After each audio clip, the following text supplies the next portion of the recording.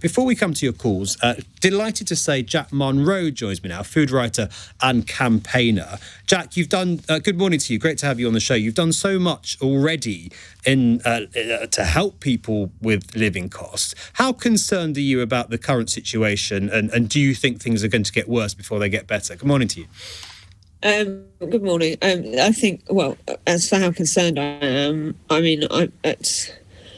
hear daily, almost hourly, from people who are absolutely petrified that they are not going to survive this crisis. That's how concerned I am. And although I'm the one that gets the platform and gets to go on the radio shows and gets to talk about this stuff, the reality is people out there on the ground are terrified that they're literally not going to live through the winter. Disabled people who have life-saving equipment that they need electricity to run to keep them alive. You know, things like dialysis machines.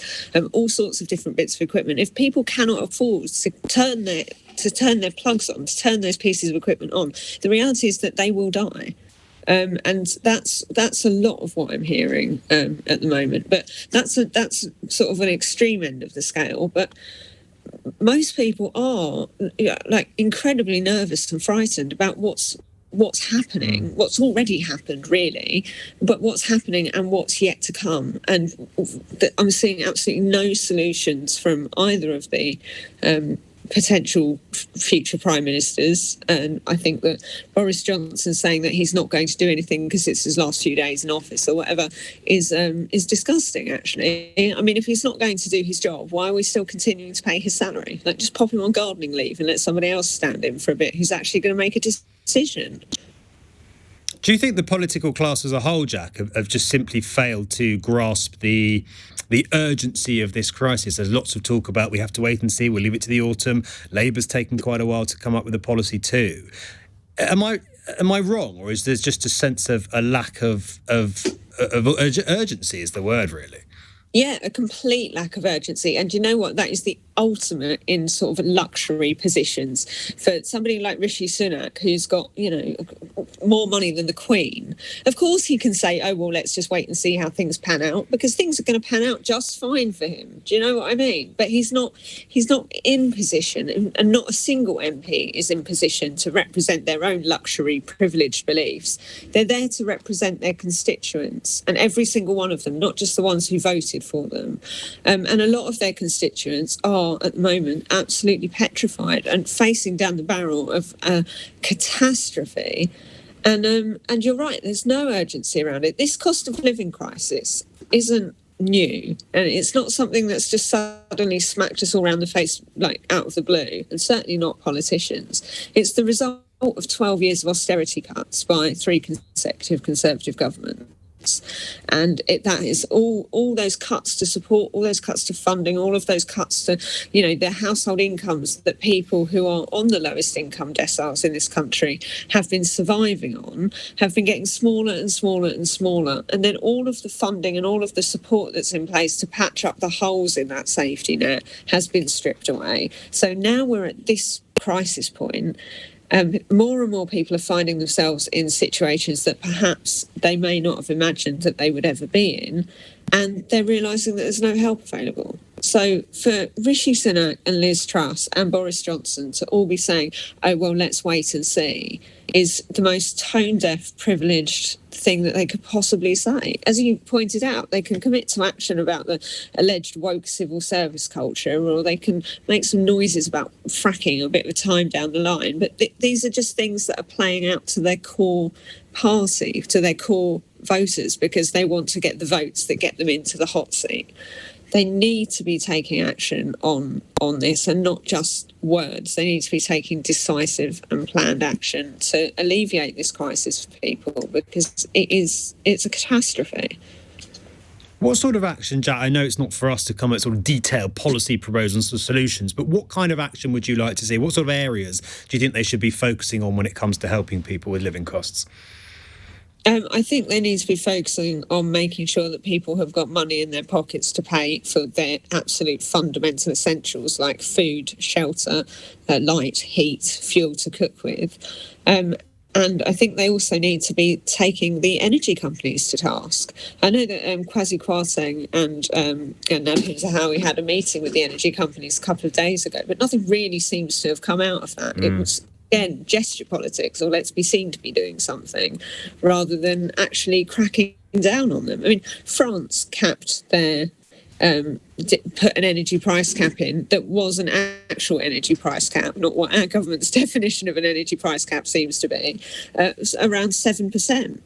And if they can do it, I mean, the fuel is all coming from the same places. I don't understand why ours has got to quadruple in price, whereas France's, as somebody clever on Twitter will send me all the answers at some point and say that. I'm sure, I don't doubt that, Jack. You and me both. Why, and our pipeline's made of solid gold or something or whatever. But you know, I mean, there are solutions out there, and they do seem to be fairly simple. You know, crack down hard on the energy companies. It's absurd that they can say, "Oh, well, this is the cost of the energy now. It's 4 times more than it was last year, and these are our record-breaking profits, which incidentally are 4 times more than they were last year." I mean, it's playing us all for fools, and because it's such a core need, we're all over a barrel with it. Like, there are no cheaper suppliers to go to now. There are no cheaper options, and the onus shouldn't fall on the consumer to try to, you know, live in squalor or try to shop around for some, you know, minuscule bit of small print on the internet to knock a few quid off their energy bills. This action needs to come from the top, and it's quite hard not to end up going down a whole route of conspiracy theories when you start to look at it and you go, well, why aren't the government doing anything? Does anyone in the government have shares in energy firms? Does anyone in the government actually benefit from this? And we know that the Chancellor of the Exchequer, Nadhim Zahawi, made his millions off the back of energy firms and oil companies. And that's the man in charge of the purse strings for the country now. So it's hard not to sit here and say, well, why aren't they taking action? Like, I'm sure that he would say he's no longer involved. Yeah, but you know, I used to be in the fire service, right? And I was there for about 4 years, and then I had my son and I left. I'm no longer in the fire service, but I still do volunteer stuff with them. I still support with them. I still have a connection there and a link there because I worked there for a very long time. So you can say he's no longer directly involved, but unless we've got a copy of his, you know, shares and shareholdings and everything like that, we can't, you know. And it's I'm probably going to get, you know, legal Twitter raining down on me about this, but I've just sat and looked at it from every single angle over the last few weeks, and the only thing that I can come up with as to why they're not taking action is either they benefit directly or indirectly from it, or they're incompetent, in which case they shouldn't be in charge, or they just don't care. They just don't grasp the severity of this crisis. And none of those are very good options, to be honest. I did put that exact question when it comes to taxing energy companies to a leading supporter of Liz Truss a little earlier. We'll play that later, so stay tuned for that one. Jack, you talk about the government needing to do more to bring the energy companies into line. But what about the companies themselves? What about their behaviour? What would you say to an energy company chief exec who happened to be listening to this show this morning? What would your message to them be? Well, I mean, I understand they're a business and businesses want to make profit, and that's, you know, that's what they do. But that shouldn't be their core and driving motive. You know, they're not just a product. They're also a service, and they're a vital service. They're a service that millions of people in this country now cannot afford at the prices that they're asking. And I think it is unconscionable that they can look to make such enormous profits, and they are mind-blowing amounts of money, off the backs of people who are, you know, worried that they're going to die over the winter as a result of it.